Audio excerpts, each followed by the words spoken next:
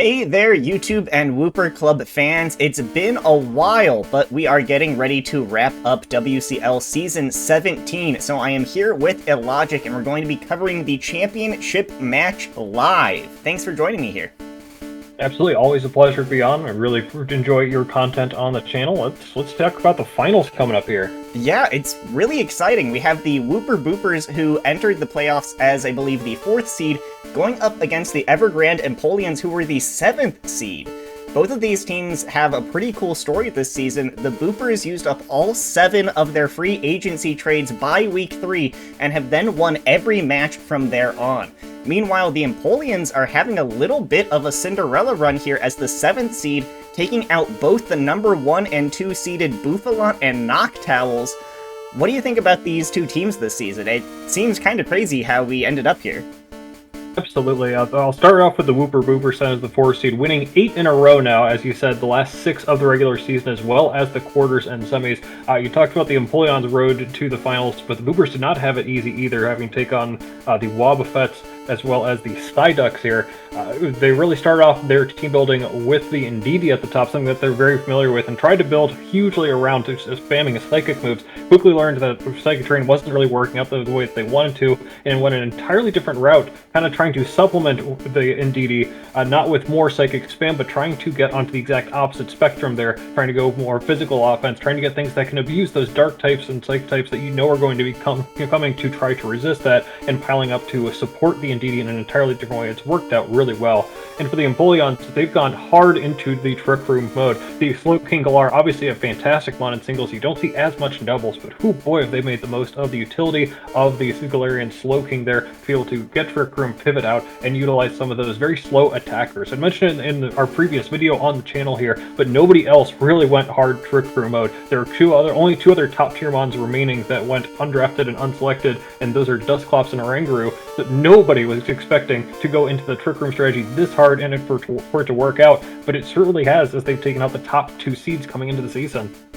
Yeah, Trick Room is always, in draft, a really awkward strategy because, I mean, if you go too hard into it, your opponents just know they have to deal with Trick Room, and there are several ways that you can try to deal with Trick Room. We'll have to see what the Wooper Boopers are able to come up, and let's go and check out the two teams.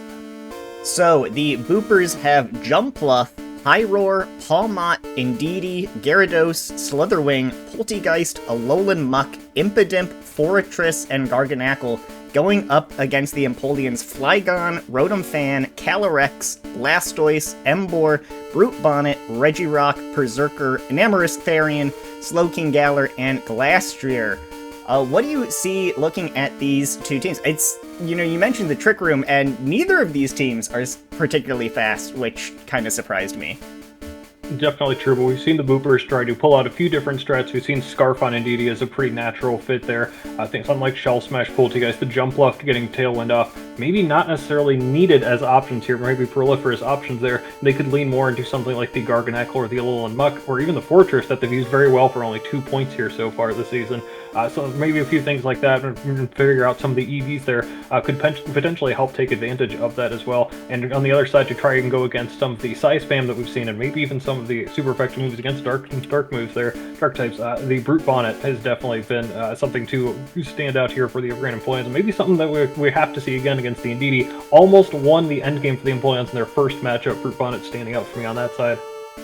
Yeah, no, I mean, we talked about this is a rematch of, I believe, week 4, where the Boopers did pull out the 2-0 victory, and they were carried, I think, pretty hard in that victory off of the Psy Spam from the Indeedee. They did a lot of damage. Another fun fact of this season is I believe the Empoleons have the season kill leader in Enamorous Therian, but the season damage leader, I believe, is the Indeedee. So, 2 absolute monsters on either side. And I do think, really, those 2 Pokemon might be the keys to this match. The Empoleons have really relied on that Enamorous, especially in that Trick Room mode. And like I said, the Indeedee was really good for the Boopers last time, and is also a great way of trying to disrupt the Trick Room. Looking at the Boopers, they've got a lot of ways to try and do that. They could unset it with their own Trick Room user. We could see Imprison, of course, Taunt. just stalling it out. They could also, they have slow mons, and the Garganackle, the Fortress, with something like Body Press and Ice Spinner actually does a fair amount to a lot of the Empoleons team. There's just a whole lot of ways that they could deal with the Trick Room, so I'm really interested to see, I think it's going to come down potentially just to how well that plan works out, and if the Empoleons are able to kind of get in a position with the Trick Room ahead of time to really start hitting down the Boopers team. What do you think about strategies we might see from these teams?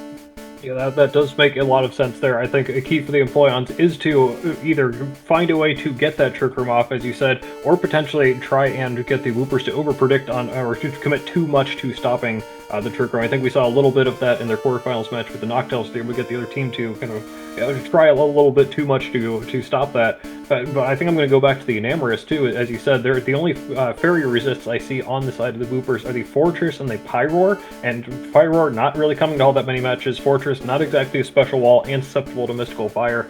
So if, for example, the Boopers end up taking a full turn trying to stop a Trick Room that ends up not coming, and then bam, there's a Choice Specs Moonblast in there, catch the Boopers off guard there, something like that I think could be huge there. Boopers could try a couple of interesting things here. I'm not sure if the Indeedee gets imprisoned, potentially trying to play around with that a little bit, or just trying to get a big hit off the bat as well. We saw in the first matchup, the Enamorous was taken out turn 1 by a Slitherwing boosted up with Helping Hand and the Wild Charge there. If they can get off to that hot start, maybe that puts the Empoleons out of position so much that they cannot either take advantage of Trick Room being set up, or just cannot possibly get back into position there. So I think it's just going to be a big hit in one direction or the other that really could determine everything.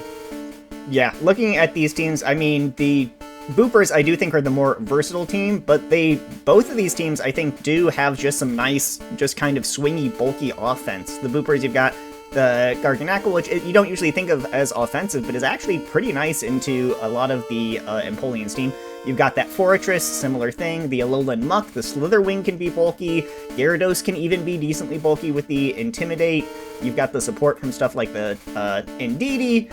And then you've got the Empoleons, of course, Regirock, Enamorous, Slowking, Glastrier. Emboar can be a nice bulky attacker.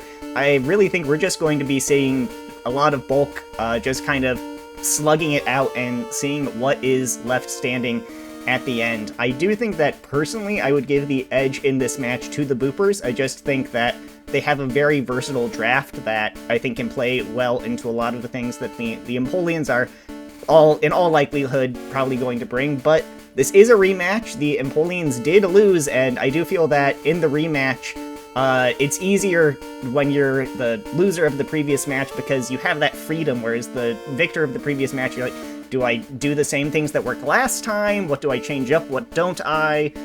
What's your call in this match? Who do you think is going to come out on top? I totally understand what you're saying with the loser having the easier time in the second matchup, but I do want us to go back to that first matchup, and I noticed there were 2 double protects very near the end of the game that allowed the Wooper Boopers to barely stall out the Trick Room and get the W. I'm not sure it really felt like that big of a W for the Boopers over the Empoleons, or more so, I suppose, the Empoleons don't have as much to take from an L because I think there was a pretty good chance that they put themselves in that position to begin with. Another interesting factor I think that wasn't around the first time is the water types have switched out there. The Melodic out for the Boopers and in comes Gyarados. The Basculegion out for the Empoleons and in comes the Blastoise. 2 months that didn't come the first time around that I think could have another role. I'm also going to double down on your point on bulk. With Trick Room being such a big focal point here and some low speeds, I don't think there's going to be as much speed creeping in here, which means fewer EVs into speed, more into generalized bulk as well. So it could be even tougher to get off those big hits there and potentially more difficult to break down the walls and get off that big hit that I was mentioning before. In terms of the overall match, I think I'm going to have to try and go with the Boopers here as well. I think, like you said, they have a little more flexibility. I think I'm more confident in them able to pivot around with their game plan a little bit more on the fly as well as in prep here. But hey, I kind of underestimated the Empoleons in the first 2 matchups too, which cost both the Noctowls as well as my Bouffalant. I'm not going to count them out for sure. There could be 1 or 2 big swingy turns here that determine the whole match. All right, well, I think it's going to be a pretty exciting match either way, and we'll just have to wait for it to start, and we'll be back once that battle starts. We give you the live commentary as everything goes down. See you then. Okay, here we have the match. We have the Boopers. They've brought the Indeedee, Pawmot, Muck, Slither, Garganackle, and Jumpluff. And the Empoleons have brought the Enamorous, Slowking, Glastrier, Brute Bonnet, Blastoise, and Regirock. Any notable not brings? I'm surprised no Fortress. I do think it actually looked pretty good in this matchup. I like to see no Gyarados here, as well as a newer Mon for the Boopers that they did not end up bringing. Potentially Emboar. I thought Rotom Fan actually looked pretty decent for the Empoleons as well. It's a familiar looking 6 from a semifinals match. Yeah. I mean, of course, the Empoleons all in on that Trick Room. Not a speedy Pokemon to be seen on that team, except for potentially a Blastoise after a Shell Smash. Yeah, and even then we saw that just in its last couple of times around, Blastoise can be defensive or offensive. Alright, well here we have Indeedee Jumpluff into the Slowking Regirock. Seems like a pretty good start for the Empoleons, honestly. Able to potentially get Trick Room up pretty quickly there. Jumpluff not exerting all that much offensive pressure, and if you would like to Rage Powder away a Stone Edge, then by all means. Yeah, I mean, they do have to be careful of, a potential just, if this is something like Specs Indeedee, just a giant expanding force right off the bat. Could potentially see some protects here to try and scout out some of these things. Jumpluff, probably not going to be going for a Tailwind here with the threat of Trick Room on the other side. There's some big news here from the sideline reporters. Looks like Pawmot has a new animation, so excited to see that later in the battle. Heck yes. Slowly, very slowly, the PNGs are being weeded out. Let's see if we maybe even see the expanding force tech. I assume that Cloaking can get something like that. Yeah. We've seen an Assault Vest on the Regirock too. That could be a big help to staving off the Indeedee's offense here early. Mm-hmm. Yeah, I think the big question for me on this turn is what is the Indeedee going to do? We could see something like an Imprison for the Trick Room. We could just see a big attack. We'll be looking at some calcs for the damage. We could see the Brute Bonnet come out here, expecting an expanding force. Of course, something like Pollen Puff or something into it would be really rough. And if this is, in fact, just an offensive Indeedee and Jumpluff and an AV Regirock, these are probably the two best matchups for that Regirock here already in the matchup, being not having its attack lowered by the Strength Sap either that could come out from Jumpluff with Clear Body. Yeah. Strength Sap is, is pretty big for the Boopers, I think, here. Being able to neuter that Regirock and the Glastrier, as well as the Brute Bonnet. And notably, the Glastrier has been running Clear Amulet quite often this season. It is a pretty solid thing, but you do wonder with the threat of some of the offensive mons from the Boopers whether you want to be investing in a Resist Berry for like a close combat or something. Absolutely, we've seen the Empoleons use things like Pasho and Shuka actually pretty well here this season too. Also, could be fun to see a Strength Sap go into a Blastoise. Even testing to see if it's a White Herb could be fun. Oh, that is very interesting. Of course, if it has a White Herb, you can almost guarantee it's going to have Shell Smash. And, I mean, into this Boopers team, Shell Smash on a Blastoise is decently threatening. Absolutely, Fake Out going to be much less useful in the matchup too with Psychic Terrain up, if our league knows what terrains do. Oh my gosh. Terrains are a mystery. It's also interesting to note that the Glowking has a Terra Dark option as well here to help out with that Indeedee. Yeah. Let's see if we can look at any interesting types. The Terra Electric on the Slitherwing, boosting a potential Wild Charge into that Enamorous again. Water on the Muck and the Jumpluff is just a good defensive one. I wonder if that's for anything in particular. And we see the ground from Brute Bonnet again. That was the option for their first matchup there, which almost won the game for the Empoleons. Yeah. Ooh, electric on the Enamorous Therian is pretty interesting to resist something like a Wild Charge. We don't really see all that much ground coverage from the Boopers, especially with Gyarados out, so no EQ coming out from the Boopers on that mon at least. Really only what Garganacl, I suppose. But even then, it doesn't seem to be favoring the offensive stats all that much compared to something like Body Press or just the chip damage from Salt Cure. Yeah, it was Terra Electric on the Glacier is really interesting. I mean, it's not really... I mean, it's a better defensive type. It's not a great one, but what do you need that Electric for? Hitting a water type? Potentially the Gyarados. Electric and Ice are pretty infamous for their combination there together. I wouldn't be surprised if it and the Enamorous had Terra Blast as a potential option there for Gyarados. I wonder how much that not coming does screw it up. Fighting on the Registeel. I think we might have seen... I think we've seen that from them before. Steel on the Blastoise, just a nice defensive one. Ghost on the Garganacl. Obvious blanking fighting type moves. Absolutely, and they already have the resistance to Ghost with Purifying Salt to bring the Ghost back down to a neutrality. A really nice option on the Salt Rock.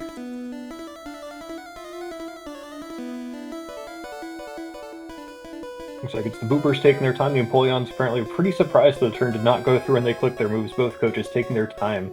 Yeah, I mean, I think, like we kind of alluded to in the preview, this is going to be a pretty, not swingy match, but this is going to be, I think, honestly, probably won or lost in the opening couple of turns. I really think both of these teams just have such strong options that it's just vying for that initial position, catching your opponent off guard and out of position. I think is going to be a huge thing and potentially decide the battle ultimately in the first couple turns. Also, both coaches using Protect very well throughout the playoffs here. The Boopers getting multiple Protects on double-ups against the Wobbuffets in the first round. There's a pretty critical Protect on Enamorous in the semifinals matchup against me, attacking into that to allow Trick Room to get up for free. Knowing exactly when to click Protect, anticipating Protect, and trying to go into the other slot, that all takes a lot of time, thought, and effort to evaluate your positioning. Alright, well, we have a break in the very limited action. Rate the nicknames. What do you think of these nicknames here? I do like Lieutenant Surge for the Indeedee, of course, with that Psychic Surge. True, but the getting the Unlots on top of the U is very, very awesome. I love seeing the extra little accents there on top of the English language. Just the extra effort to commit to the... Okay, Fling! Ooh. What are we flinging? The weakness policy. Oh no, expanding force getting a double KO there. No Terra Dark coming out to immune that. Fling is the option. We mentioned it's not an offensive option, but it certainly can boost its partner. Wow. Holy crap. Fling, the Pataya Berry. Of course, when you hit your opponent, when you hit a Pokemon with a flung berry, they immediately eat it. The Pataya Berry activating and raising your special attack one stage in a pinch. So Jumpluff flinging that into the Indeedee, doing very little damage, but giving it one boost and activating the weakness policy for another 2. This is very bad for the Empoleons. Absolutely. Brute Bonnet feels like it has to be coming in here, immune to the Psychic, there it is, as well as the Rage Powder here. But hey, it really looks like no Trick Room going up this match. Good luck playing from behind whenever you do not have the speed advantage just about anywhere except for potentially the Garganacl and Muck. Yeah, especially staring down this Indeedee, who, we could see something like a Gleam against Dazzling Gleam, right?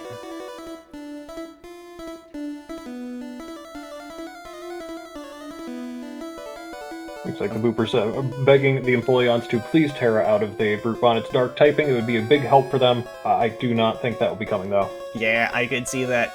Jumpluff could go for a Bug-type move into that Brute Bonnet. we'll see. I mean, we saw the weakness policy on the Indeedee. It could go for a protect here, as we just try and get chip on that Brute Bonnet, which really... I mean, the problem of this situation for the Empoleons isn't just being down Mons, isn't just being down the Trick Room Setter, but the insane threat posed by that Indeedee just means your plays have to be pretty obvious, because, I mean, there isn't an option besides dealing with that. Absolutely, I don't know how much of an option you'll have. Helping Hand, Protect, and then I'm gonna Protect, and okay, alright. Interesting. The Helping Hand from the Jump Bluff could be, if it doesn't have Protect, that's just a stall. For the Woopers, that was a misclick. That would make sense. Absolutely, I was wondering, we're going to start speculating here. I wonder if we could see potentially an Acrobatics coming out of the Jump Bluff there, potentially to a KO the Brute Bonnet while the Indeedee protects the turn. Would have been neat to see a couple of turns in a row there to get us a little bit of offense. Obviously not the strongest Mon, but hey, Flying Stab against something that the Grass type could have helped out. Try it again here. Protect, there's the Gleam. Will one-shot the Bonnet. That's huge, and we still have 2 more turns. The terrain is still up. Again, a couple of the big Terra options are down too. The Terra Dark from Glowking, not an option. The Terra Ground, which almost won the Empoleons the first matchup, not an option anymore either from the Brute Bonnet. Blastoise here, probably just the bulkiest thing that the Empoleons have left, trying to live and do anything here. You know, Namorsterin is pretty tanky, but it did just use up a double Protect there. I don't know if that can protect for 2 more turns while it still tries to stall out more terrain. Helping Hand in return. Expanding Force gets the double KO. Did not see the Blastoise go into Steel there, and with Helping Hand, it looks like that was more of a support set again, just like the last time we saw it, not a Shell Smash. I've seen horses do a lot, but I'm not sure about this time around. As much as I want to believe in the horse, it doesn't look good for it. Of course, we have already seen 1 misclick. It is possible that the Boopers misclick for the rest of the game. Possible, absolutely. Just great adaptation here from the Boopers. We've been speculating a little bit on what the Indeedee's item could be. Probably not Scarf considering the matchup. Specs would have been neat, but maybe you wanted something like Imprison for Trick Room. Turns out Weakness Policy was the option. Stored Power for the single target. That will be the game in a short 5 turns for the Wooper Boopers. That is both surprising and not surprising. I mean, both of these coaches, have done very well. I wanted to see a closer match than this, but also when you have, coaches of this caliber going up against that hard Trick Room team, this is what you run the risk of, just not being able to compete if the opponent can just take advantage of that time that you're trying to set up. Absolutely. We saw turn 1 take a long time, and why didn't you just go ahead and click Fling and do it? That is a move that takes a lot of steel to pull off in the finals, to bring something like that, Fling Pataiberry into the Weakness Policy. Ooh boy, that takes a lot of guts to do so, but if you're going to be champion, why not take a couple of risks like that?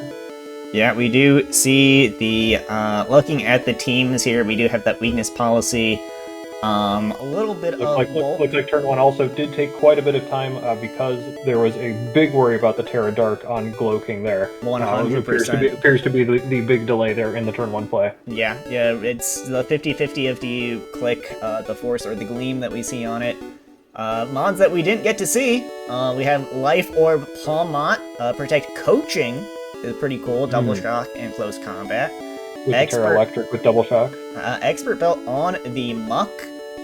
With Sleep Talk, Drain Punch, Gug Shot, and Knock Off Sleep Talk just to be able to absorb spores from that Brute Bonnet. While still having Expert Belt to boost the attack. Love that. Yeah, Slitherwing. We've got the Booster Energy, Protect Wild Charge, Leech Life, and Low Kick. Low Kick, really cool here. We were talking about, some of those fighting weaknesses on the Empoleons team. They're all big boys, so you get the huge power on a fighting type move, but you don't get the defense drops of Close Combat. And Leech Life also really nice there. When you think Slitherwing, you normally think for bug moves be First Impression and U-Turn.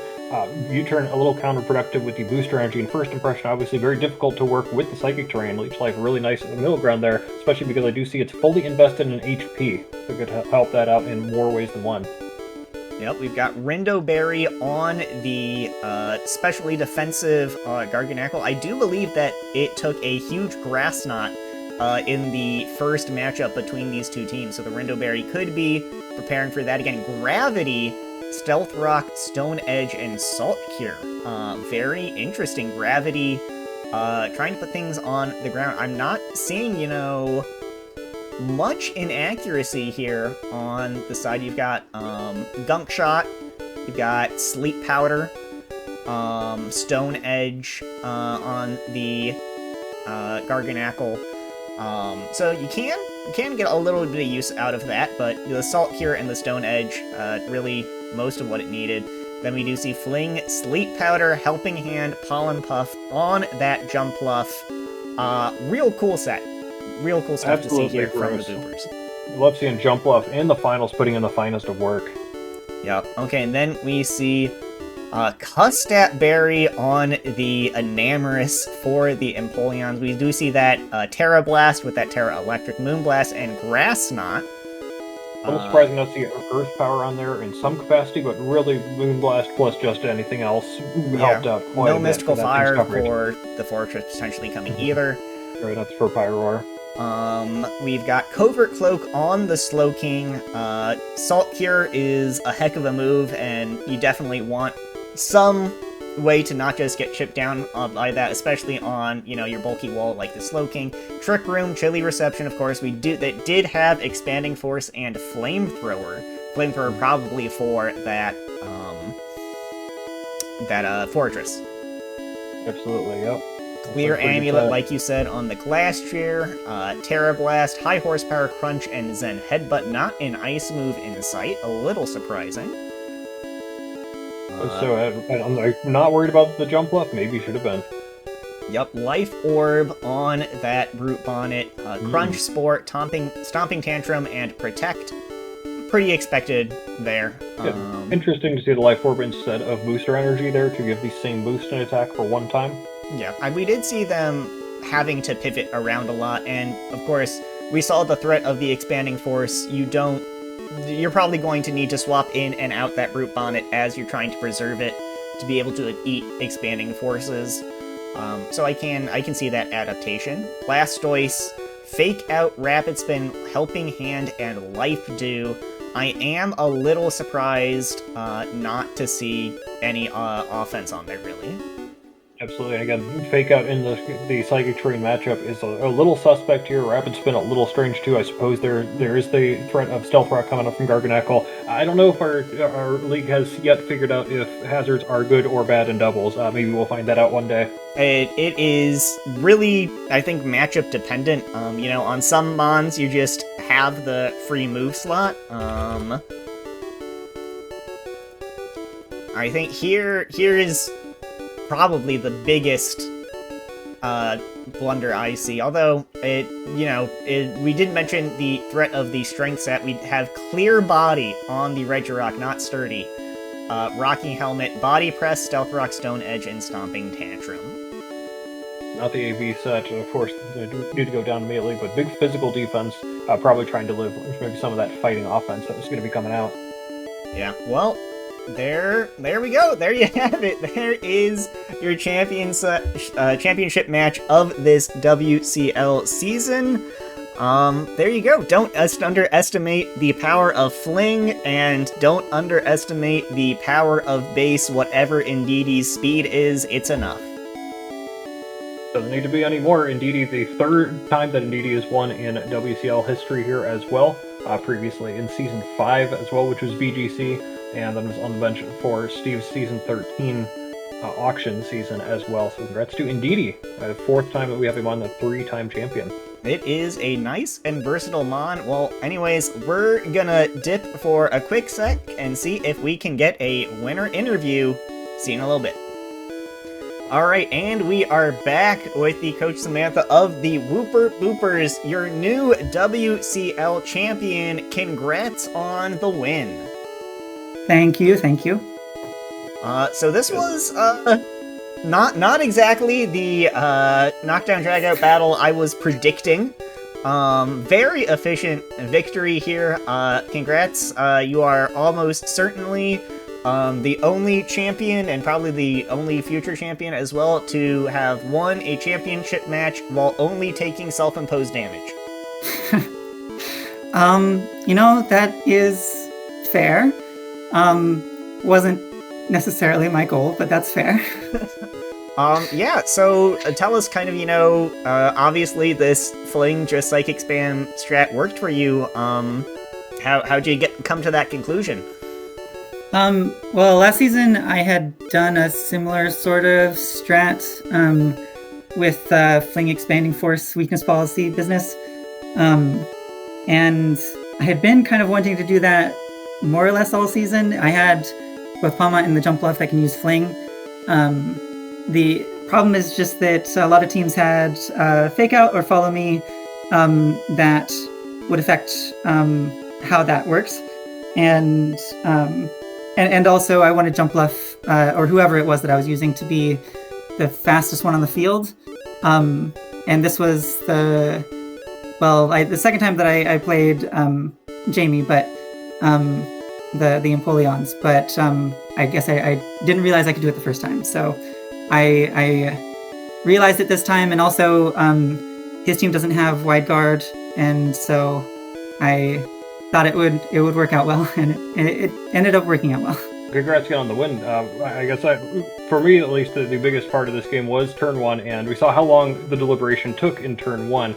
I know a lot part of that was probably the Glow King that could have potentially gone Terra Dark, so something like Brute Bonnet coming in. What was the contingency plan there if, say, Trick Room got off, it went Terra Dark, Brute Bonnet switched in? What was the plan going to look like there if turn one didn't go off the way it did?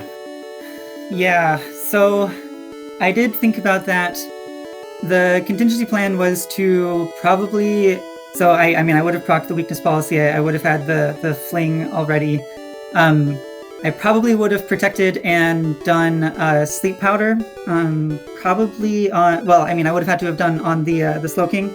That was one way, and then I wouldn't be able to keep the Ndidi in after that. So it was kind of a risky strategy. The reason I ended up going for it was that I had kind of felt that in the Empoleons' previous battles, they had liked to conserve their Terras. And so I was thinking, well, probably won't be Terra Dark. He probably thinks that he can take an expanding force if I do that. And so I was hoping the surprise factor would win out. Probably what I would have ended up needing to do would be to switch in the Muck or the Garganackle for one or both of these slots. And probably, I think with the focus on the Ndidi, the jump bluff might have been able to get off a sleep powder. Sure. I think, going back to that plan for Trick Room, I was a little surprised that you didn't really have much of a counter for it besides just hitting them so hard they never got it off. No, unsetting it, no taunt, prison. It was just make sure they don't get to set it up. Did you consider any of those other options? I did for a long time. I also thought about imprison, Trick Room, expanding force on Ndidi so that the Slow King can't use expanding force or Trick Room. I did think about essentially all of those options. The taunt, the imprison, fake out, although he did bring the covert cloak on the Slow King. More or less my strategy the last time I played the Empoleons and this time was I felt really confident that I could outdo the damage and just blast through if I needed to, and I last battle almost was able to do that without any issue until the very end when I protected when I shouldn't have. And I was thinking that, well, I probably could do a similar sort of thing because Muck Oko's Slow King Indeedee after the fling, Oko's Slowking if it doesn't Terra. And if it does Terra, then a Slitherwing Oko's with Leech Life. So it really was like focus on the Slowking, keep it from setting up Trick Room, and just trust in my ability to get that done. The 6 months the Empoleons brought, the same 6 from the semifinals match, was there anything you were surprised did not come? I know they used the Emboar pretty darn well throughout the season. There was, I think, always a chance that something like Rotom or Flygon could try to turn the tables on you with a little bit more speed advantage compared to the usual Trick Room leading in. Any surprises in there for the 6 that the Empoleons brought? Yeah, I did think that he might bring Emboar. I was hoping that he would think that the Gyarados was a big enough check to the Emboar that he wouldn't want to bring it, because if he had done a sort of fast mode like Scarf Emboar with Flare Blitz or close combat, like that did pretty well against my team, and so I was a little bit concerned about that.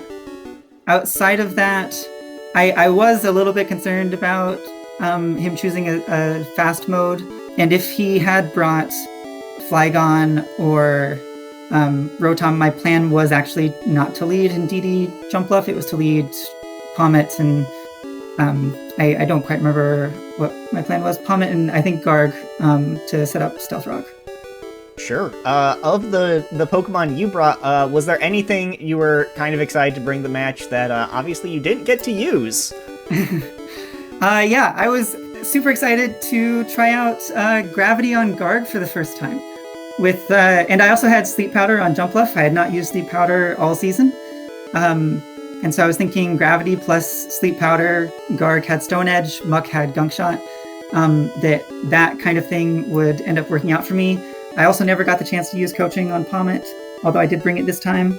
And I thought that Coaching on Slitherwing with the Booster Energy would have ended up working out really well. Something else I don't see too much contingency for here. If Blastoise gets off the Shell Smash, obviously spread damage isn't something we've seen from the Empoleons off of that, but even just trying to get off a Water Spout or a Blizzard or something, that feels like that would have been pretty dangerous too. And Blastoise, of course, can run a support set as it did here too. What was your outlook on the Blastoise in prep? I did think that he would lean more towards the support side. That's kind of what he had done. I mean, he hadn't had Blastoise for too long, but he had done mostly support. The reason that I didn't focus too much on a Shell Smash is because I thought that if I did not succeed at turn 1, getting the Fling weakness policy, I at least had enough offensive pressure that I could keep the Blastoise in check. So using, whatever move on whoever, I thought that I had enough tools to essentially just outspeed, outdamage the Blastoise or most other things on the team. Sure. I think I'll throw a question to my co-host here. It's that easy. Why didn't you just fling and win with Expanding Force in your match against the Empoleons in the playoffs? Yeah, absolutely true. I was given advice that maybe this is the week to try out the Swagger Mirror Herb strat. Didn't end up going with that. A shout out to the Bulldors, come up with a lot of crazy stuff this season. I do plan on doing something here now that we're finished up, talking about some of the fancier plays that we've seen here this season. This definitely makes the list up here, not just for making the finals very quick, but just really nice creativity, not just with the one straight up just fling it with High-Berry over there, but some of the nice little synergies there too, right? The ability to protect the turn for Sleep Powder and things like that. Well-crafted set. I think I'd mentioned in the pre-game analysis here, it's just going to take that one big turn to make a big difference. Just didn't think that turn would be turn 1. Well, yeah, again, congrats on the victory. Anything else you want to say about the battle here? Kudos to the Empoleons. I spent so much time prepping for his team. His team is very scary, especially with the Trick Room. I was very lucky that it did not get set up, because if it did, things would not have gone well. So yeah, just kudos to them to making it to the finals in their first, as they were saying in the chat, the first real main league season. And I don't know, other than that, happy to be here. Well, we are happy to have you. You've been, one of the coaches that has, in this kind of new generation of WCL since we started the beginner league and started bringing more and more people, it's been really exciting to see all the diverse talent we've brought in. This season, I think for sure showed that it's just a whole bunch of great coaches in the league, and you are for sure one of them, as we can see here. So yeah, once again, just congrats. Any plans for next season? You think you're going to do well next season? Plan on just being bad? Well, thanks again for the congrats. I'll try my best to be really bad, just for you. Okay, great. That does sound like a Route 1 Burbs classic here, just saying. Oh, you win, and then you get to be washed up. It's all the pressure off. Seems like these low-tier seasons have been really good for the league. I believe the last time we had one, it was we were kind of stuck in the rut of a couple of coaches doing really well all the time, and suddenly our Route 1 Burbs here took the crown. And just as it feels like we're getting into another rut with the big three teams winning just about everything, the few and the Woopers finally emerged to take down some big teams here, and we get a new champion again. So hey, low tier, maybe the solution here to anything going stale. But again, big congratulations. It's really nice to see you finally get a couple of playoff wins strung together here to make and then win the finals. Big congrats. Yeah, thank you. It took me a while to get things figured out in the main league. I'm feeling a bit better about how things work now. All right, well, I think that'll be it from us here for this match and this season of WCL. We'll see you next season. We are heading back to some fairly standard singles, a little bit of fun stuff to be seen with the budgeting and no fixed draft size. So a little bit of fun stuff, but we're back to our usual singles next season, and thanks to my co-host Logic here, and congrats again to Samantha and the Boopers, and we'll see you then.